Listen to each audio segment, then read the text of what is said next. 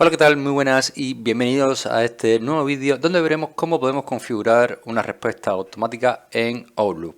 Vamos a decirle que va a ser un mensaje de fuera de oficina, y una respuesta fuera de oficina para tus correos electrónicos son una forma conveniente de informar a los demás cuando estás lógicamente fuera.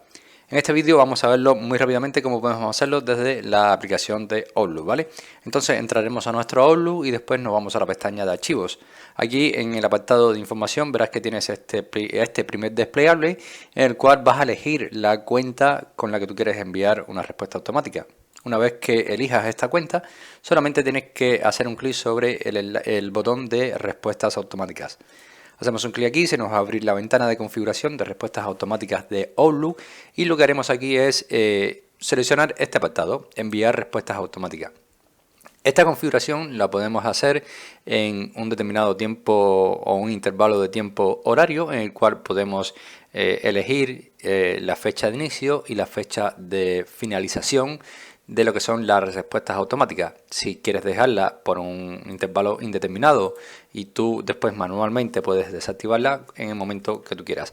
Una vez que nosotros ya tengamos claro el tiempo en el que vamos a utilizar esta respuesta automática, lo único que quedaría es en este apartado de aquí, en este cuadro de texto, escribir la respuesta automática, que sería: no estoy, por ejemplo, en la oficina en estos momentos.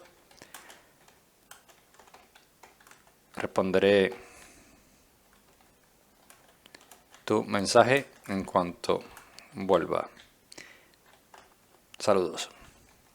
Esto sería un mensaje un poco bastante informal, pero como modo de ejemplo nos vale este mismo. Ya una vez escrito este mensaje le damos a aceptar y de ahora en adelante quedarían las respuestas automáticas activadas hasta que nosotros decidamos desactivarlas manualmente. Por lo tanto, pasado un tiempo, si queremos desactivar, solamente tendremos que volver aquí a este apartado y le damos sobre el botón de desactivar. Así de sencillo es configurar un mensaje de respuesta automática en Outlook. Espero que este vídeo te haya gustado, te haya ayudado. Si es así, como siempre te digo, te invito a que me dejes tu like, suscríbete a este canal y por supuesto nos vemos en un siguiente vídeo.